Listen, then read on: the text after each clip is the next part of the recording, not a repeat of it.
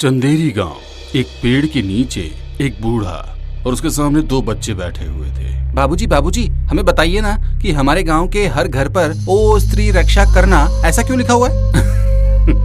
बच्चों, मुझे तुमको ये बात बताना ठीक नहीं है, कहीं तुम लोगों के दिमाग पर डर ना बैठ जाए। कैसा डर बाबूजी, बताइए ना। वो डर जो आज से 10 साल पहले पूरे गांव के दिल पर बैठा था, स्त्री का डर। स्त्री हर घर के एक मर्द को अपने साथ ले जाया करती थी। वो घर का दरवाजा न खटखटाए, इसलिए सभी ने अपने घरों की दीवारों पर लिख रखा था कि ओ स्त्री कल आना। सभी ने स्त्री को एक चुड़ैल के रूप में देखा था, लेकिन जब राजवीर ने अपने दोस्त पुनीत के साथ मिलकर स्त्री के बारे में जानकारी निकाली, उस पुरानी किताब में उसे उसका जवाब मिला कि स्त्री को उसकी जिंदगी में मर्दों से इज्जत और प्यार नहीं मिला, इसीलिए वो अब मरने के बाद मर्दों को ही अगवा करके ले जा रही है। लेकिन फिर भी शहर को बचाना जरूरी था, इसलिए राजवीर ने उसकी चोटी काट कर उसकी शक्ति खत्म कर दी और स्त्री उस रात के बाद नजर आना बंद हो गई थी। लेकिन तभी से हम सभी ने स्त्री की आत्मा की शांति के लिए उसकी चोटी का एक मंदिर बनवाया, जहाँ उसकी चोटी को एक ताबूत में रखा गया और उस ताबूत पर लिखा गया, ओ स्त्री रक्षा करना। और धीरे धीरे सभी गांव के लोगों ने अपने घरों के बाहर यही अल्फाज लिख दिए। ये रात पुनीत की जिंदगी की सबसे खूबसूरत रात थी। उसकी दुल्हन सेज पर बैठी थी और वो उसके करीब जा रहा था। पुनीत को अपने करीब आता देख दुल्हन सिमट कर बैठ गई। अरे शर्मा रही हो, हमने तो तुमको एक बार देखा हुआ है सुगना, शर्माने की क्या जरूरत है? ये कहते हुए पुनीत ने दुल्हन का घूंघट उठाया। उसका सौंदर्य देखकर पुनीत की आंखों में चमक उभर आई।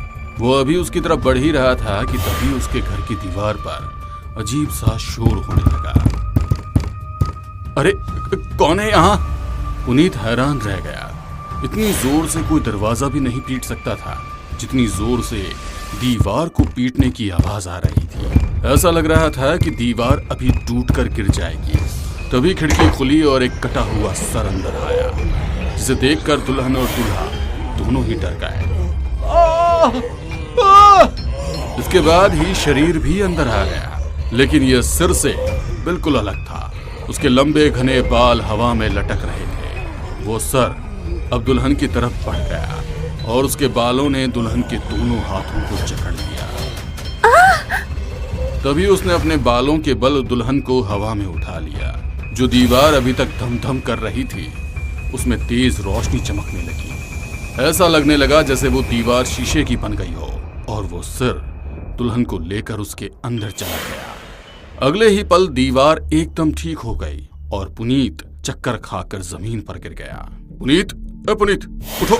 पुनीत की आंख खुली तो सुबह हो चुकी थी। उसके माँ बाप के साथ कुछ पड़ोसी भी घर में थे और उसको हैरानी से देख रहे थे।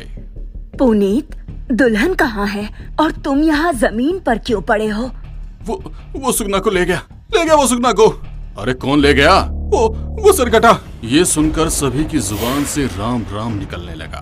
राम राम राम राम राम राम राम राम राम राम राम। पुनीत अब इन सभी के साथ राजवीर के पास गया और उसे सारी बात बता दी। ये क्या बोल रहा है तू? सरकटा दुल्हन को उठा ले गया? हाँ, मेरी आंखों के सामने उठा के ले गया। तो अब तू मुझसे क्या चाहता है? क्या मतलब? अरे जैसे हम दोनों ने मिलकर स्त्री से इस गांव को छुटकारा दिलाया था ना, अब वैसे ही इस सरकटे को हराकर उससे मेरी सुगना को वापस ले आते हैं। तभी राजवीर की बीवी रिया बोली, तब ये सिर्फ इस गांव का एक नौजवान लड़का था और अब ये मेरा पति है और मैं नहीं चाहती कि ये कोई भी जोखिम भरा काम करे। रिया बेटा, तुम हमारी बात को समझो। मुझे कुछ नहीं समझना, आप सभी मेरे घर से बाहर निकलिए। रिया ने सभी लोगों को घर से निकाल दिया और खटाक से दरवाजा बंद कर दिया। अगर फिर से तुमने किसी भूत को पकड़ने या भगाने की कोशिश की ना, तो मैं खुद भूत बन जाऊंगी। ये कहकर उसने चादर तानी और सो गई।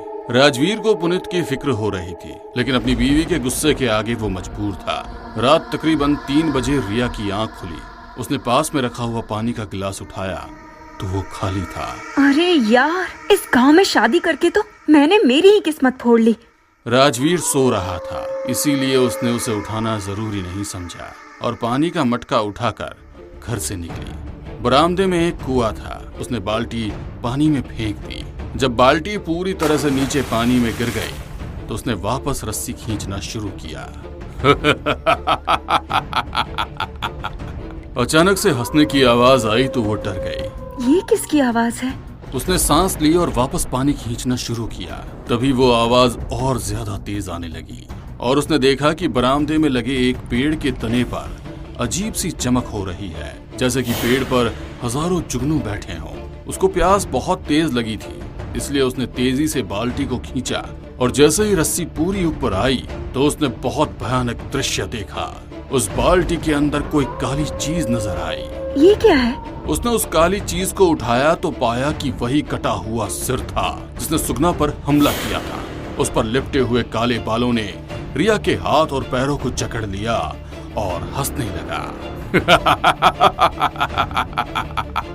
रिया का दिल बुरी तरह दहल चुका था। उसकी सांस भी ऊपर नीचे हो रही थी। उसने सांस को पूरी तरह से अंदर लिया और उसके कंठ से एक खौफ भरी चीख निकली। वो चीख सुनकर राजवीर जाग उठा। रिया, तुम कहाँ हो? उसने खिड़की से देखा कि रिया कुएं के पास है। वो भागकर बाहर गया तो सामने का नजारा देखकर उसके भी रोंगटे खड़े हो गए। रिया!